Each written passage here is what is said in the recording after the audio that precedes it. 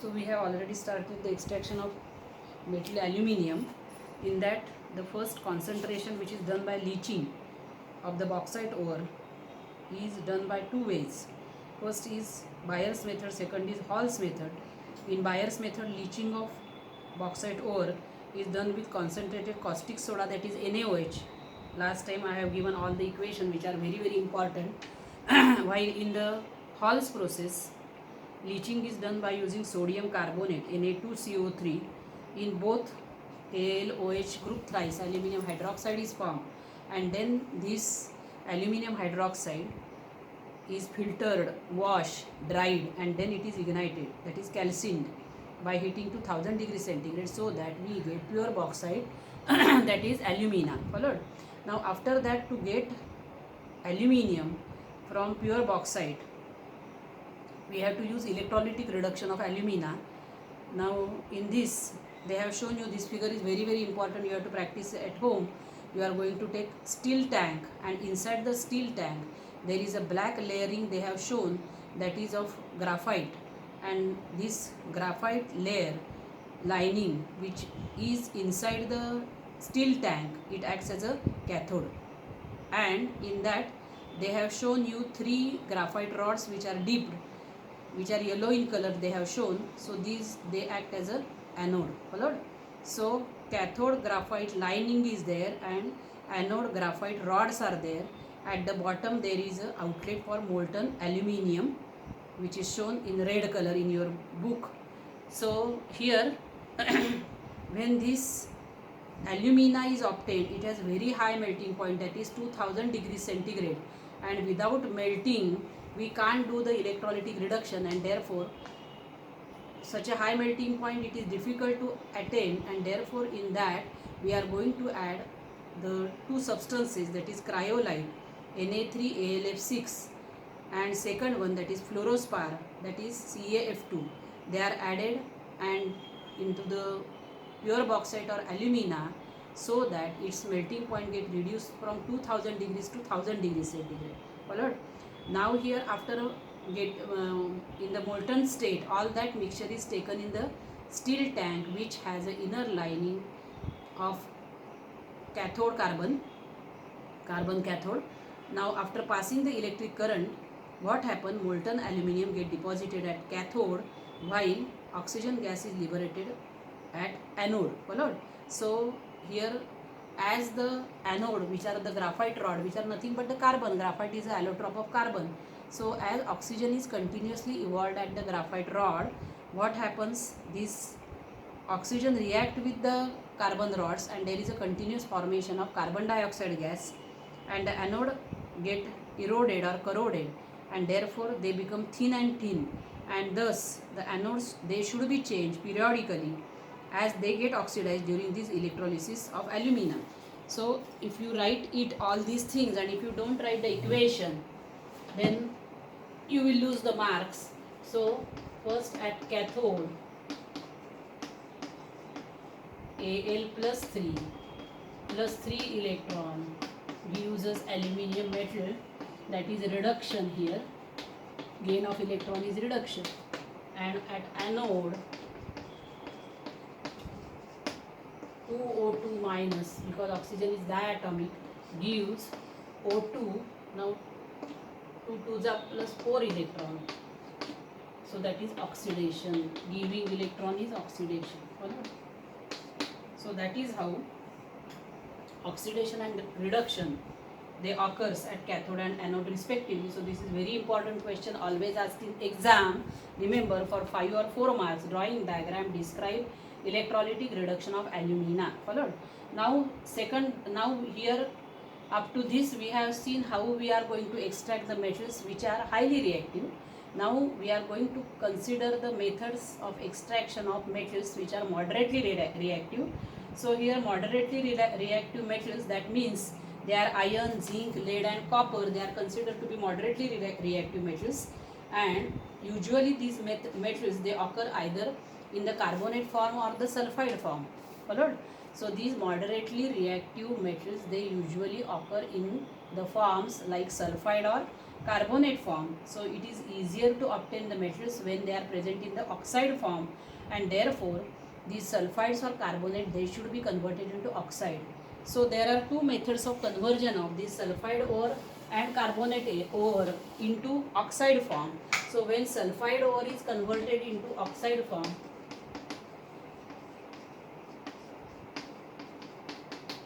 it is known as roasting. So sulfide ore is heated strongly in the supply of oxygen, and thus it gets converted into oxide form. That process is known as roasting. And when carbonate ore is converted into oxide form, it is known as calcination. Followed?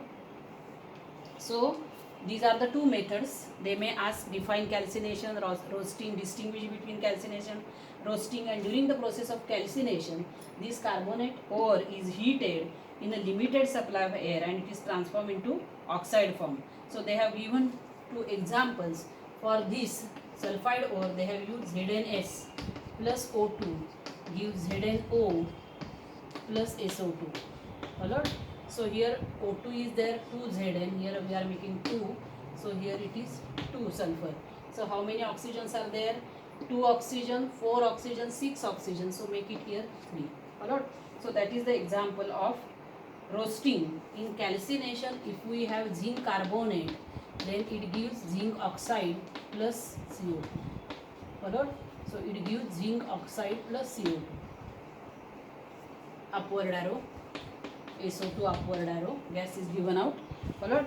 So that is calcination and roasting, which are the methods used for conversion of sulfide ore or carbonate ore into oxide form.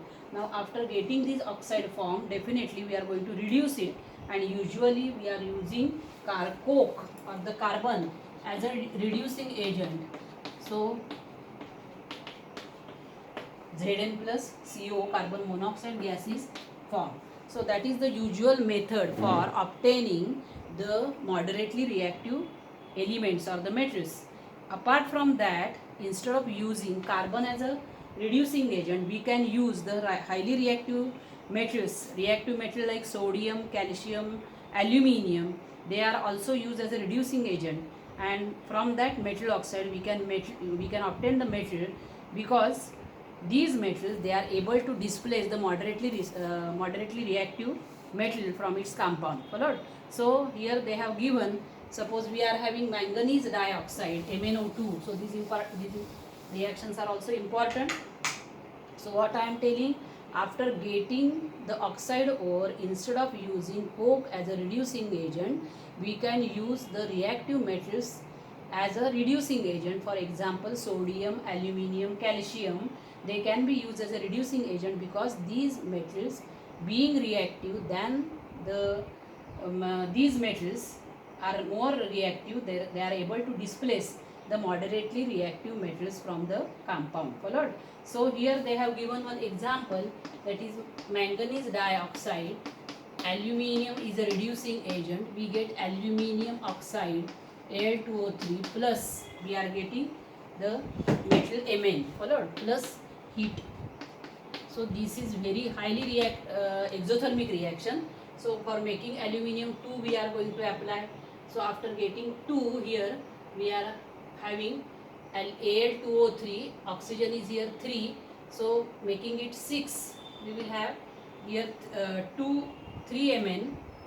After getting 3, so we are going to, for getting this 6 oxygen, we are going to multiply this by 2.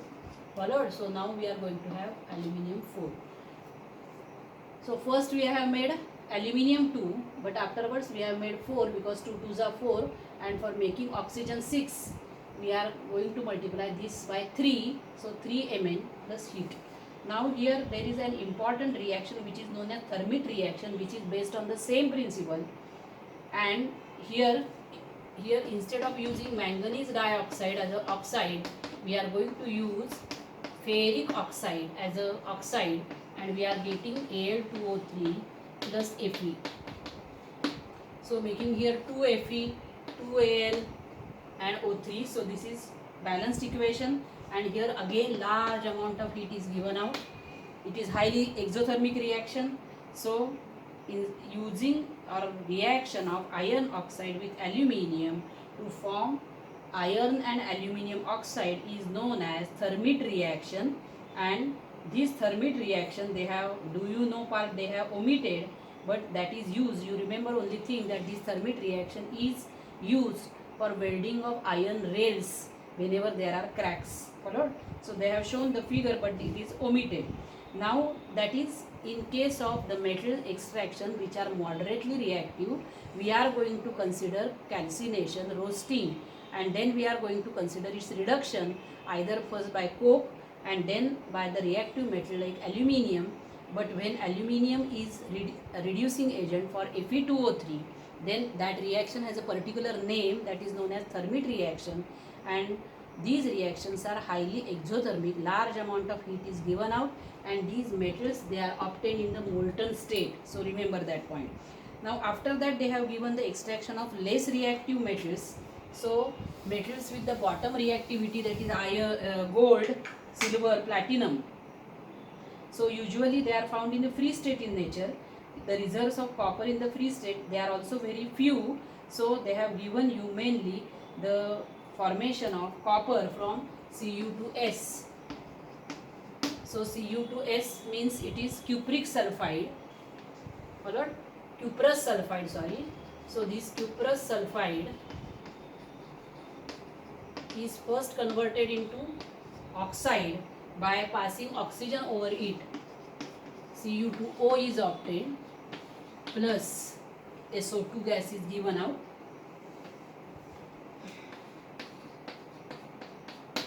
So if we want to balance it, again here 3 oxygens are there, so we will make here 6. Followed? So I will make here Cu2O 2, and here sulfur, making here 2, sulfur become 2, so 2SO2. Followed? So 2Cu2S plus 3O2 gives 2Cu2O plus 2SO2. Now this cuprous sulfide is reduced by this cuprous oxide is reduced by cuprous sulfide again to give 6Cu plus SO2. Upward arrow. Followed? So now here for making 6, only here make 2, so that SO2 oxygen will get balanced. So in this reaction, in which extraction of copper is done, it is done by cuprous sulfide. It is oxidized by passing oxygen to give cuprous oxide and sulfur dioxide gas. Now this cuprous oxide is reduced by again this Cu2S. No other reducing agent is added. So Cu2S is added and we get 6Cu plus SO2. So that is the method of extraction of copper from cuprous sulfide by heating in air. Now they have given collected information regarding how mercury is extracted from its ore, cinnabar, and write the corresponding chemical reaction. So cinnabar has a molecular formula HgS. Sulfide of mercury has another name cinnabar, that is HgS plus O2. So here it is also converted into oxide form, HgO plus SO2. Followed? So here again balancing is same, 2 HgS, 2 HgO, 3 O2, then 2 SO2. Followed? So same balancing is there like cuprous oxide, and but in this, after getting 2 HgO, only after heating this 2 HgO, it can be reduced into Hg plus O2. Followed? 2 Hg plus O2. So that is how the reaction occurs in case of cinnabar. That is how we can get mercury from cinnabar. Followed? Now after getting this metal, after extraction, it is not like that they are in the pure form. So to get them in pure form, we are going to use the method that is electrolytic refining method to obtain the pure metal from impure metal. Now after that they have given the corrosion of metals. So we have already studied what corrosion in last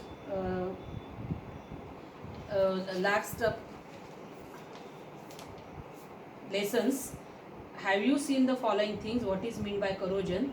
So old iron bars of the buildings, copper vessels are not cleaned for a long time, silver ornaments or idols exposed to air for a long time, old abandoned vehicles fit to be thrown away. So think about it. Why do silver articles turn blackish while copper vessel turn greenish on keeping in air for a long time? So when silver articles are kept open or kept for a long time, they turn blackish because of the formation of silver sulfide Ag2S on that. While in case of copper vessel, whenever they are exposed to air, first they combine with oxygen to form cupric oxide CuO, and then that reacts with carbon dioxide to form copper carbonate CuCO3. Followed? And that is how there is a formation of greenish layer of copper carbonate on the copper vessel. That is the reason. Why do pure gold and platinum always glitter? Because these are the noble metals. They are not affected either by acid, alkalis or water vapor or air when they are exposed to air, and that is why they glitter. There is no any chemical reaction between these metals with the elements present in the air. Now rusting of iron articles causes large financial loss, thus corrosion of iron, that is rusting, is a big problem. So iron reacts with, so they have given the different reactions of the metal with the oxygen. So with iron there is a formation of rust, Fe2O3 H2O, that already we have seen in the previous lesson. Then copper corrosion, I have told just now, there is a formation of copper carbonate which is a greenish layer, and that is known as patination of copper. Then in case of silver, due to the sulfur vapors present in the air or hydrogen sulfide gas present in the air, there is a formation of Ag2S. For the silver it turned black, and by oxidation of aluminium there is a thin layer formation of aluminium oxide on it. So how the corrosion of iron, then copper, silver and aluminium takes place, that they have given over here. Now which measures would you suggest to stop the corrosion of metallic articles or not to allow the corrosion to start, and what is done so to prevent rusting of iron windows and iron doors of your house? So they have given the various methods for prevention of rusting for iron. So the main reason for rusting is the contact of that iron or any metal with the oxygen present in the air, and therefore that metal should be isolated, and we have to prevent the direct contact of that metal with the air. So for that purpose we are going to fix a layer of some substances on the metal surface, so that the contact of the metal with the moisture and oxygen from the air is prevented. That is first thing. Second thing, we are going to apply for that purpose the layer of paint, grease, varnish or oil on their surfaces, so that the corrosion can be prevented. So but we cannot protect the articles permanently from the rusting by painting on them, because this is the method useful only for short duration. If there is any scratch on the paint on the surface of the article, or if a small surface of the metal get exposed, then that surface comes in contact with the air and the process of rusting starts below the layer of the paint. So corrosion can be prevented by putting layer of non-corrodible metal on the corrodible metal.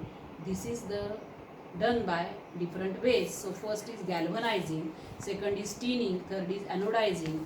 So in the galvanizing method, here we are going to apply a layer of zinc on the corrosion of metals like iron or the alloy like steel, and for example shining of iron nail pins. In this method corrosion of zinc occurs first, because zinc is more electropositive than iron, and after a few rainy seasons the zinc layer goes away and the inner iron gets exposed, thus iron starts rusting. So that there is also the problem for galvanizing. Then secondly, that is for the copper and the brass vessels, we are going to use the method of tinning. That is, we are going to apply a layer of molten tin on the inner side of the vessel, of which this copper and brass vessel it is made up of, and that is known as the Kalai method. So this greenish layer being poisonous, when it comes in contact with the buttermilk or a curry, then chemical reaction takes place and the vessel gets spoiled, and also that substance also, foodstuff also gets spoiled. So tinning is done to prevent such a damage. Now third method they have given anodizing. In this method, metals like copper, aluminium are coated with a thin and strong layer of oxides by means of electrolysis. So in anodizing, we are going to use the method of electrolysis. For this, copper and aluminium article, they are used as a anode. So for anode, they have shown in the figure. So this figure is very important. You have to remember this figure. They may give you the figure and ask what that process is and describe it. So in this, copper or aluminium article is used as an anode, and as this oxide layer is a strong and uniform all over the surface, it is useful for prevention of corrosion of the metal. So in case of anodizing, particularly whenever the aluminium metal or copper metal they are exposed to air, naturally they combine with oxygen and a thin layer of copper oxide or aluminium oxide is formed on that. And particularly in case of aluminium oxide, in order to increase the thickness of that aluminium oxide which resists the further corrosion of the metal, we are going to apply this anodizing method. Followed? So here thin layer of aluminium oxide is formed and it obstruct the contact between the aluminium with oxygen and water, and this prevents further oxidation. So this protection can be further increased by making the oxide layer thicker by the process of anodizing. Then fourth method they have given electroplating. So in this we are going to have the less reactive metal is coated on a more reactive metal by electrolysis process. So electrolysis process is the method used in electroplating in which the less reactive metal is coated on a more reactive metal. For example, silver plated spoons, gold plated ornaments, they are the examples of electroplating. So this diagram is also important, and the article to be electroplated, that should be attached to the cathode. In anodizing, we are going to keep that article on the anode side. So they have shown in the figure on the anode, but here in the electroplating, the article to be plated, that should be attached to the cathode. Followed? Now the next method they have given is of alloying. So alloy is a homogeneous mixture of two or more metals or a metal with a non-metal in a definite proportion or in a certain proportion, that is known as alloy. They have given the example, that is bronze is an alloy which is made up of 90% copper and 10% tin, and that is why the bronze statues, they do not get affected by sun and the rain, while the stainless steel is an alloy of iron which is not affected by the oxygen or the water vapor, and it is made up of 74% iron, 18% chromium and 8% carbon. So in recent times, various types of alloys are used for mining coins also. So majority of metallic substances, they presently are in the form of alloys, so that they decrease the intensity of corrosion of metal. Followed? So that is how the different methods for prevention of corrosion they have given as galvanizing, tinning, anodizing, electroplating and alloying. So any note will be asked on any one of it. For anodizing and for electroplating, you have to draw the diagrams. Now we will see the question in exercise. Write the names: alloy of sodium with mercury, sodium amalgam. Molecular formula of common ore of aluminium, Al2O3, 2H2O. The oxide that forms salt and water by reacting both acids and bases, that is aluminium oxide and zinc oxide. They are amphoteric oxide, and therefore they are able to form the salt and water by reacting with both acids and bases, aluminium oxide and zinc oxide. Then the device used for grinding an ore, ball mill. The non-metal having electrical conductivity is graphite, and the reagent that dissolve noble metals is the aqua regia. Then substances and property: potassium bromide soluble in water, gold highly ductile, sulfur combustible, and neon no chemical reaction as it is an inert gas. Then ores and their metals: bauxite is a ore of aluminium, cassiterite is a ore of tin, and cinnabar is a ore of mercury. Explain the terms metallurgy, ores, minerals and gangue. You are going to write definition and you are going to give one example, that is the explanation expected. All definitions are given and one example is also given. Write the scientific reason. Lemon or tamarind is used for cleaning copper vessels turn greenish. So whenever the copper vessel combined with copper metal combines with oxygen, it forms CuO. Then it reacts with carbon dioxide in the air to form copper carbonate, which is greenish in color. Now this copper carbonate react with the acids present in the lemon and tamarind, citric acid and tartaric acid, and it get dissolved in that, and thus they become clean. Followed, and they again shine. So that is why they are used for cleaning, because that copper carbonate dissolves in that. Then generally the ionic compounds have high melting points. So all these reasons they are given in the properties of ionic compound. So here they are having high melting point. So that is given on page number 98. General properties. First property, hard, that is they have given. The third property is the answer for that. Give reason. Followed. Page number 99, third property, general property of ionic compounds. Then sodium is always kept in kerosene. So sodium is having less density than water, therefore it will float in water. That is first thing. Second thing, it has more density than kerosene, therefore it sinks in kerosene. That is second thing. And third thing, that is it is highly reactive, that is it gets ignited even at room temperature. It is highly reactive metal, therefore it should be kept in kerosene. Pine oil is used in the froth flotation. So in froth flotation method they have given the importance of pine oil, page number 102, 8.11 figure adjacent part to that. Then anodes need to be replaced from time to time during the electrolysis of alumina. So that just now I have told, that is given on page number 104, the liberated oxygen but you have to start with the electrolysis of alumina. We are going to add these substances. Aluminium is liberated at cathode, oxygen is liberated at anode, and this oxygen then continuously combined with anode to form carbon dioxide gas. That is how you are going to write the answer. Therefore they should be replaced. When copper coin is dipped in the silver nitrate solution, a glitter appears on the coin after some time. Why does this happen?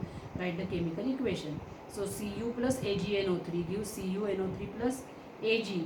So here copper is able to displace silver from silver nitrate solution.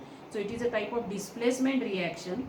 Cu plus AgNO3 gives CuNO3 plus silver, and that due to silver deposition there is a glittering appearance. Followed. The electronic configuration of metal A is 281, that is it is sodium. 282 is magnesium.